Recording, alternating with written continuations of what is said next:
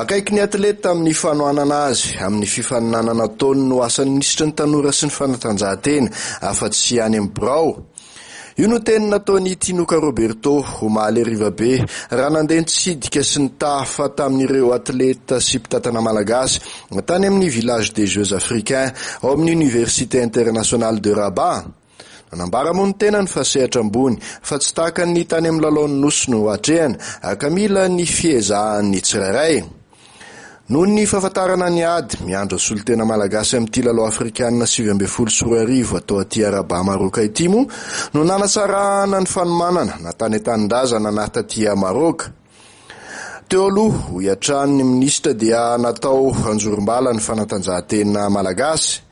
Noho ny fatsapan'ny fitondram-panjakana amin'izao fotoana izao, fa nitanjaky ny atleta sy ny taranja tsirairay no tena ahafantarana ny firenena iray moa no nametrahana ny velirano hamerenana ny ambom-pirenena amin'ny alalan'ny fanatanjahantena.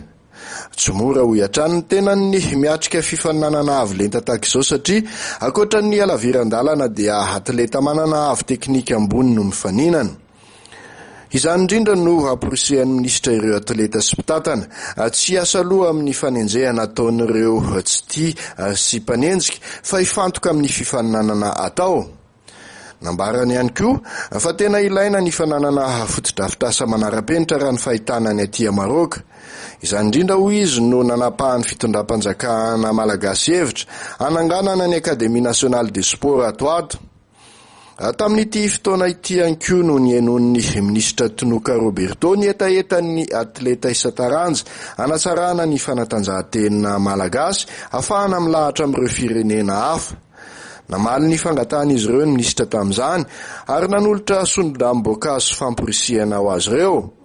Ankoatr'izay dia nisaotra manokana ny MJS ny fitondram-panjakana fohy be ireo atleta sy mpitatana malagasy tamin'ny alalan'ny kalitao ny fikarakarana natao ao amin'ity fanomanana sy fiatrehana ny handehan'ny 12 ny lalao afrikanina ity.